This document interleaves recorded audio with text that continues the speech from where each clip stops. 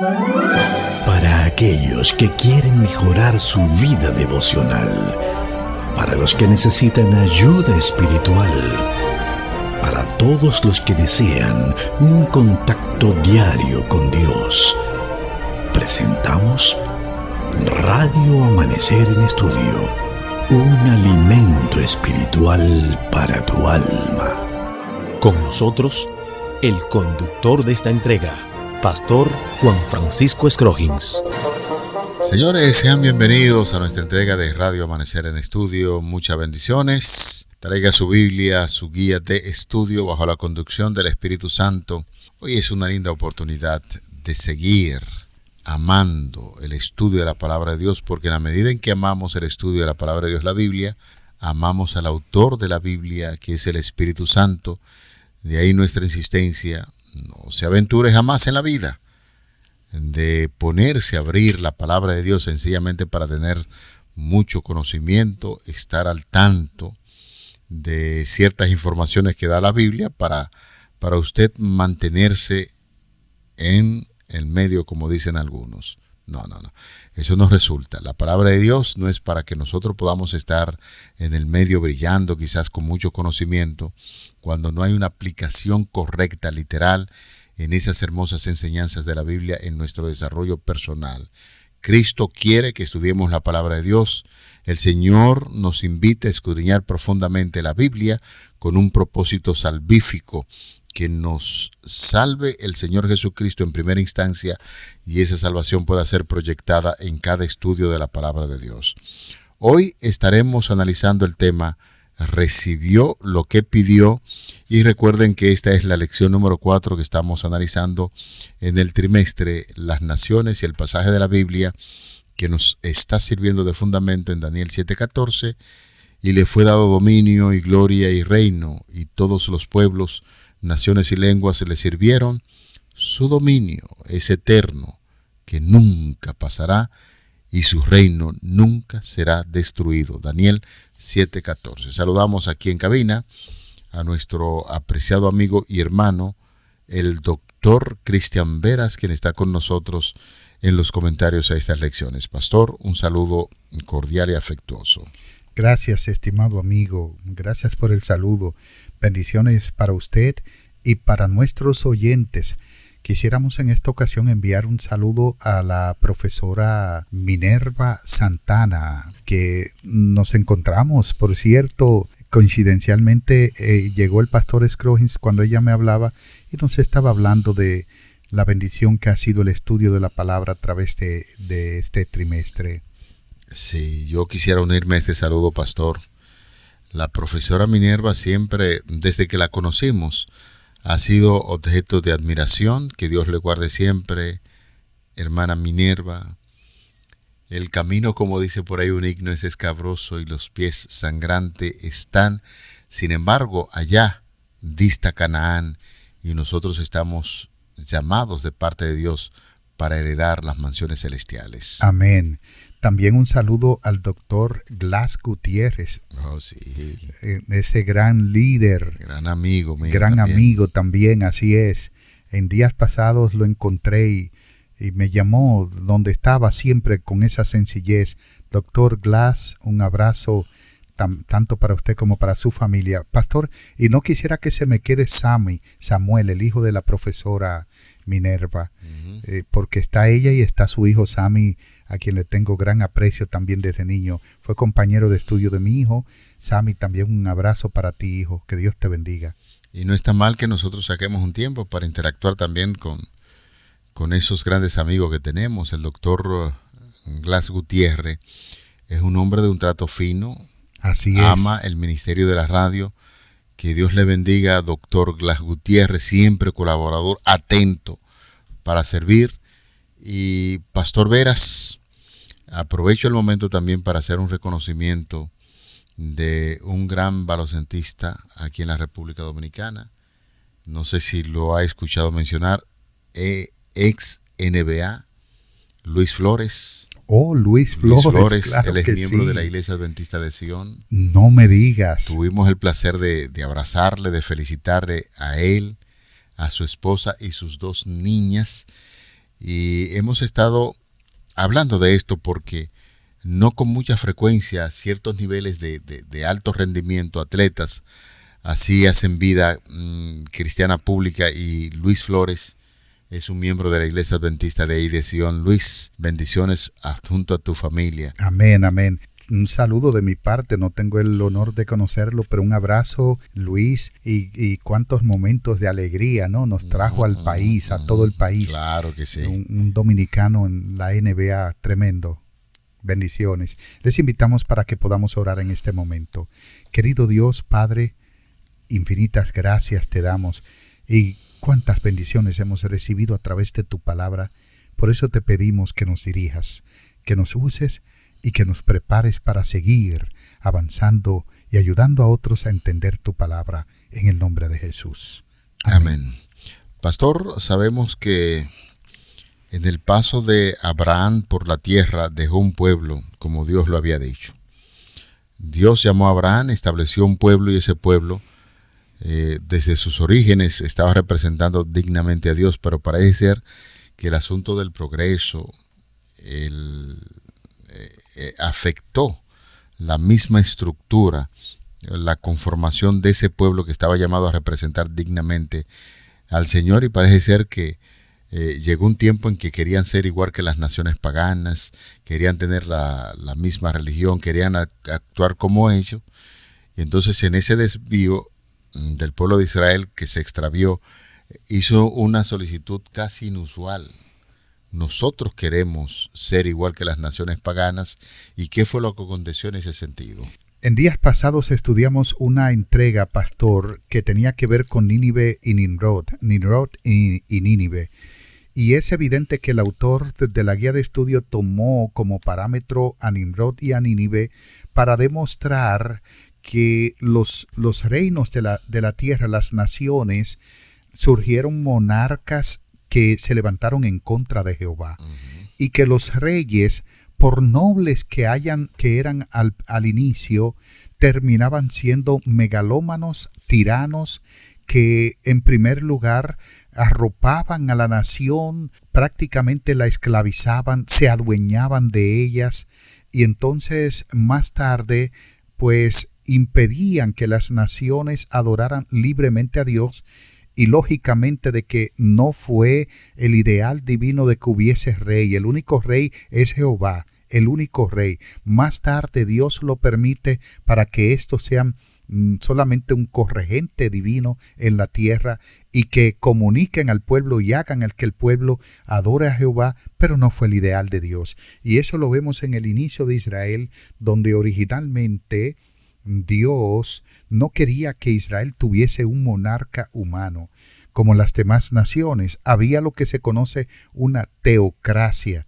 es decir, un gobierno divino. Y ya vemos entonces que con el tiempo la fe de Israel flaquea y entonces desean ser, como usted planteaba, como las demás naciones. Es muy común que los cristianos quieran ser como los demás.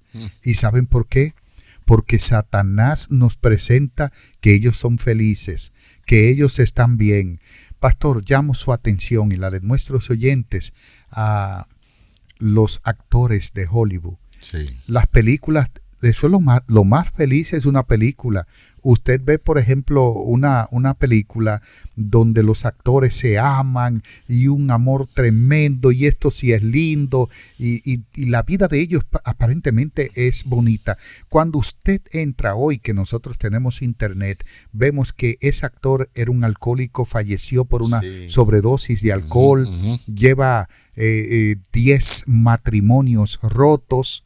Lo que nos está diciendo que todo eso es mentira, y así mismo eran las naciones. Por eso Dios quería preservar de esa vida no solamente nociva, maligna, sino también tendente a contagiar a otros, a su pueblo.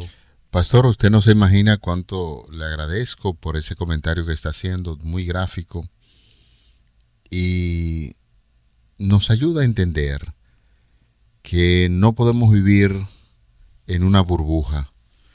Cuando centramos nuestra esperanza de ser como fulano o fulana de tal, por lo que se ve en las interioridades, nos dicen que en muchas oportunidades, cuando entramos a la vida personal de ciertas figuras públicas, nos decepcionamos, y ojalá que este comentario pueda ayudarnos a entender el comportamiento del pueblo de Israel, que parece que las luces, la religión que tenían las naciones paganas y todo eso, lo deslumbró tanto que ellos querían ser igual que esas naciones. Y entonces, conforme a lo que dice la Biblia aquí en el texto que tenemos como fundamento para el día de hoy, en el libro primero de Samuel, el capítulo 8, los versículos del 4 al 18, nos dan a entender que el pueblo se desvió, que la visión que tenían del camino correcto empezó a mirarlo de manera muy opaca y oscura, y entonces le pidieron a aquel gran profeta y sacerdote llamado Samuel que hablara con el Señor, porque ya no querían que Dios fuera su rey, sino que querían ser igual que las otras naciones. Así es, y es importante que nosotros sepamos que la nación modelo para Israel posiblemente en ese momento hayan sido los filisteos. De hecho, quiero abrir un paréntesis y decir que los filisteos no eran cananeos, no eran descendientes de Cam. Los filisteos eran descendientes de Misraim por el linaje de Casluim. En Génesis 10, 6, 13, 14 y primero de Crónicas 1, 8, 11 y 12 encontramos parte del origen de los filisteos. Génesis 10, 14, 21, 32, se habla de los filisteos como si ya hubieran habitado en las cercanías de Gerar, al extremo sudoeste de Palestina. En Génesis 20 encontramos que Abraham hizo un trato con Abimelech, rey de los filisteos. De manera que hubo un momento cuando los hebreos y los filisteos tuvieron paz, eran amigos. Hubo una discrepancia entre ellos, no por culpa de Abraham, porque Abraham realmente era un pacifista, hasta donde se pueda decir, naturalmente. Sin embargo, Abimelech se dio cuenta que obró mal y vino donde Abraham.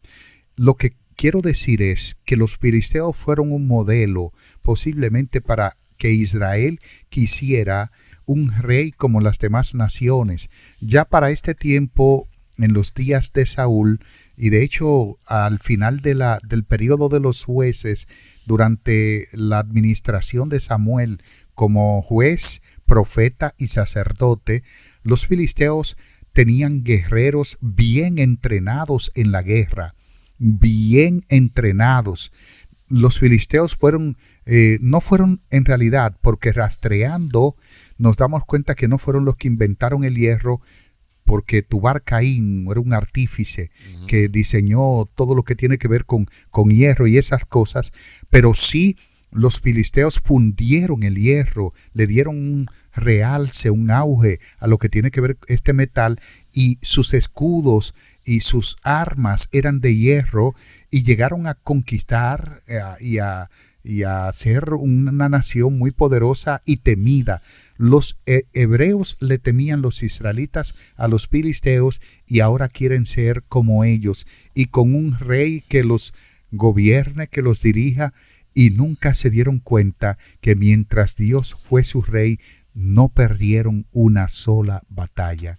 Es importante destacar, pastor, que no hay razones en el mundo para hacer algún tipo de comparación y decir, no me gusta este modelo teocrático, para decir ahora lo que me gusta es aquel modelo. Sin embargo, es bueno puntualizar lo siguiente. Cuando usted lee la cita bíblica del libro primero de Samuel, capítulo 8, los versículos del 4 al 18, ellos exponen ante este gran líder llamado Samuel algunas razones por las cuales estaban solicitando que se hiciera un cambio en torno al gobierno que tenían. Y algunas de las razones que presentan ahí es que Samuel ya se había hecho muy viejo, y otra de las razones es que hacen mención acerca de su vida de hogar, que los hijos no se estaban conduciendo de manera muy correcta. Eso era cierto. Reitero, una vez más, esas no son razones Así es. para nosotros desechar el modelo divino Pero hay que señalar que los líderes religiosos también deben cumplir con su parte, y un hogar bien estructurado podría ser una gran inspiración para las personas que nos están observando y nos están viendo y dicen, si el Dios de Samuel, si el Dios de sus hijos es tan bueno y Samuel y sus hijos representan dignamente al Señor, posiblemente muchos de los que se quejaron allí pues no presentan ese tipo de argumento. Podrían presentar otra cosa, pero no ese argumento. Mientras usted hablaba de los ancianos y dirigentes del pueblo que vienen con esas excusas baratas a Samuel, yo pensaba en que ellos mismos no estaban bien. Ellos no andaban bien y no estaban dirigiendo bien. Cuando leemos el contexto bíblico en el libro de Jueces y los primeros capítulos de Samuel, nos damos cuenta de que ellos aceptaban sobornos y que tenían naturalmente tendencias al mal. Sin embargo, vinieron con esa excusa. Ellos en otra ocasión no le hablaron a Samuel de que sus hijos andaban mal. Lo trajeron acá. Y ellos habían callado un pecado que es bíblico, que dice que cuando tu prójimo falle, ve donde él y habla con él. Si los hijos de Samuel andaban mal, ellos debieron haber hablado con Samuel, y la integridad del profeta era a tal nivel que los habría quitado inmediatamente de sus funciones, que eran jueces. De manera, pastor, que ellos vinieron con esa excusa porque querían parecerse a las demás naciones. Es bueno destacar eso, aunque es evidente que los muchachos no andaban muy bien. Sí. Es evidente eso, la Biblia lo evidencia, pero repetimos una vez más, no se apoye en cuestiones tan vagas como estas para usted rechazar el modelo divino, que fue lo que estos dirigentes del pueblo pues tomaron como punto de referencia, y entonces ahí vienen los resultados. ¿Qué pasó? Bueno, si ustedes quieren un modelo como el que me están exigiendo, recuerden que de ahí en adelante el modelo va a cambiar, y ahora ustedes van a recibir la explotación que exigen las naciones que tienen reyes. Van a tener que dar impuestos, van a tener que hacer esto, y consecuentemente el pueblo dijo, sí, eso es lo que queremos. ¿Qué cosa, pastor? Así mismo. Yo no sé si usted había notado, pastor, que antes de haber un rey, Israel no tenía un ejército organizado. Eran hombres que se reunían cuando le hacían la guerra, sí, y a veces sin nada de entrenamiento. Y Dios les decía, no se preocupen, que mía es la guerra.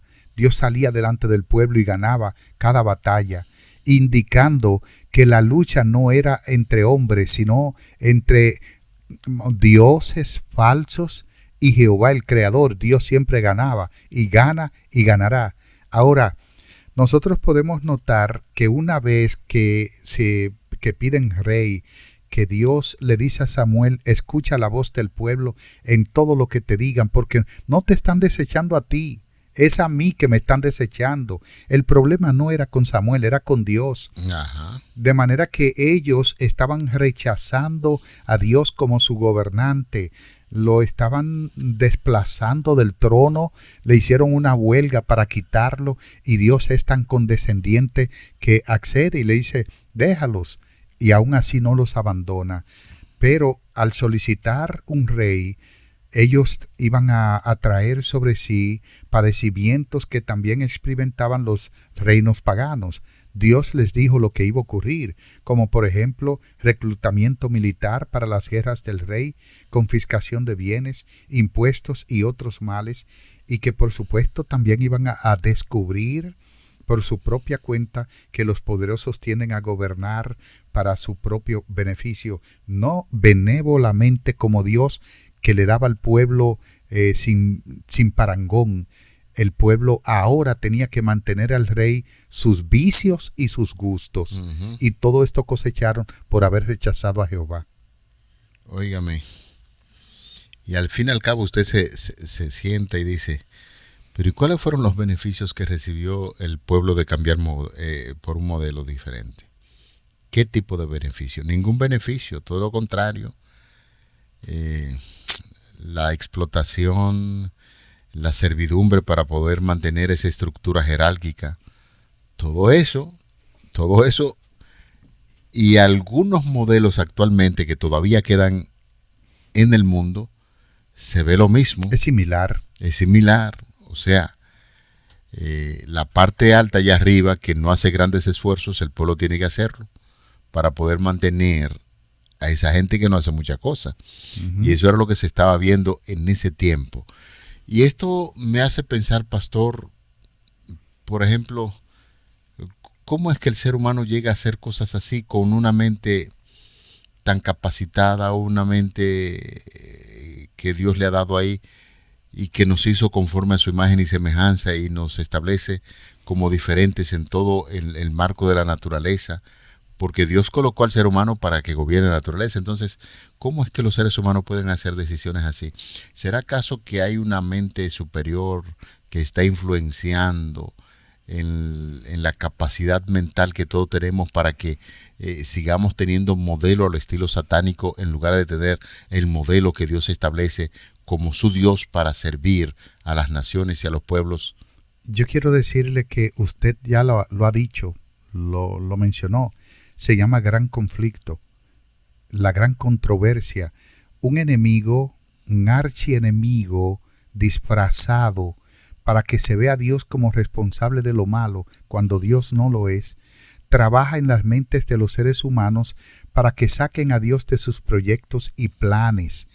Precisamente el llamado del segundo ángel en Apocalipsis 14 es a salir de Babilonia, abandonar los planes maliciosos y los caminos planificados astutamente de Babilonia, que es naturalmente error. Dios llama a la humanidad hoy a que salga de ahí. Si alguien te ha engañado conforme a la astucia presentada por Babilonia hoy, quisiéramos decirte que Dios espera que, al igual que el pueblo de Israel, que se dio cuenta de que había cometido un error tarde y se arrepintió y dijeron hemos pecado, pero ya no había tiempo, Dios no le dio vuelta atrás a ese sistema. Yo quisiera que tú te des cuenta que debemos abandonar todo lo que va en contra de Dios y la elección de Él como nuestro Rey.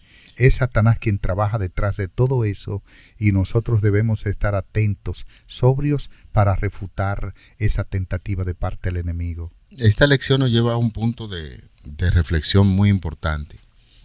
Con relación a lo que hemos estado insistiendo, la pregunta ¿cuáles son los beneficios de estos modelos? El autor de la guía de estudio, y quisiera leer textualmente, nos habla sobre los resultados que tuvo el pueblo de Israel cuando se aventuró en ese modelo dirigido por el mismo demonio, por Satanás. Basta con mirar la historia de Israel después de que decidió tener un monarca para ver cuán penosos fueron los resultados para ellos bajo sus reyes.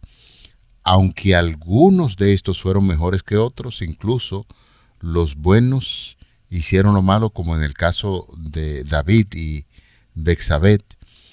En muchos casos la nación vivió bajo el gobierno de un rey tras otro que hizo lo malo a los ojos del Señor.